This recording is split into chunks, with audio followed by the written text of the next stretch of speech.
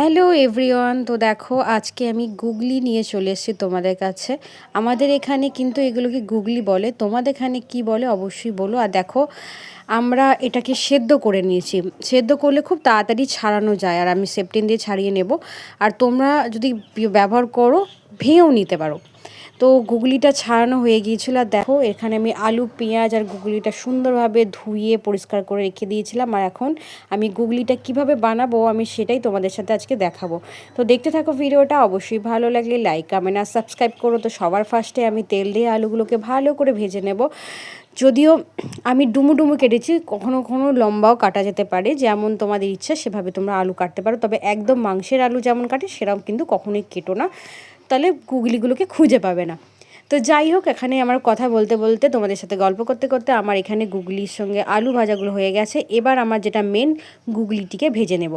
আমি তোমাদেরকে আগে বলে দিই, গুগলিটাকে আমি সেদ্ধ করেছি, কারণ সেদ্ধ করলে খুব ভালো তাড়াতাড়ি ছাড়ানো যায়। সেই গুগলি আবার ভেজে নিতে হবে, তাহলে গুগলির মধ্যে যে একটা আঁশ ভাব আছে না, সেটা একদম চলে যাবে। তো সুন্দরভাবে ভাজতে হবে।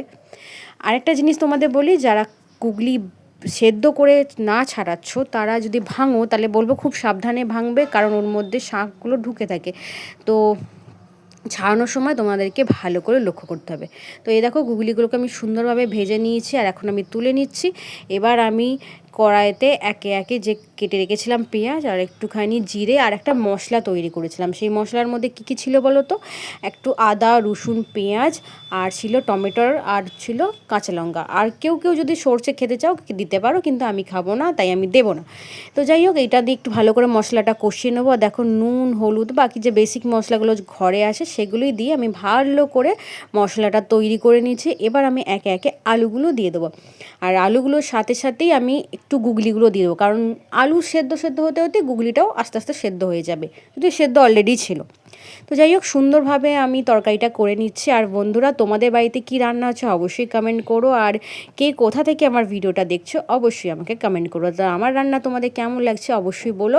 আর গুগলি আমি প্রথমবার বানাচ্ছি না, অনেকবার বানাচ্ছি। তো দেখো গুগলিগুলো আমি দিয়ে দিলাম। এবার সুন্দরভাবে ভালো করে নেড়ে চেড়ে জল দিয়ে ঢাকা দিয়ে দেবো, যাতে আমার গুগলিটা সেদ্ধ হয়ে যায়। বন্ধুরা, এছাড়াও আমার দুপুরে আমি ডাল বানাচ্ছি। তো গুগলির ঝাল আর ডাল দিয়ে ভাত খেতে খুব ভালোই লাগে। তার সাথে আমি ঘরে বানিয়েছিলাম আম সরষে, তো সেটাই আজকে খাওয়া হবে দুপুরে। তো ভিডিওটা কেমন লাগছে অবশ্যই কমেন্ট করে জানিও। আর তোমরা আমার আম সরষের রেসিপি যদি জানতে চাও অবশ্যই আমাকে কমেন্ট করো। টাটা বাই, আবার গল্প করতে আসবো। ভালো থেকো সবাই।